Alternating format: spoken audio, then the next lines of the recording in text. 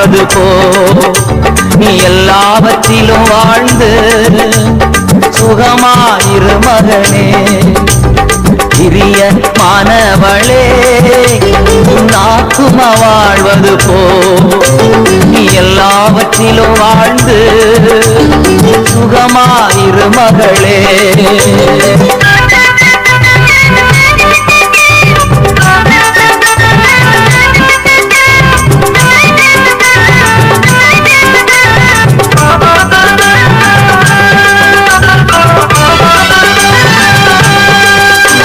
வாழ்க்கை என்பது போராட்டமே, நல்லதொரு போராட்டமே.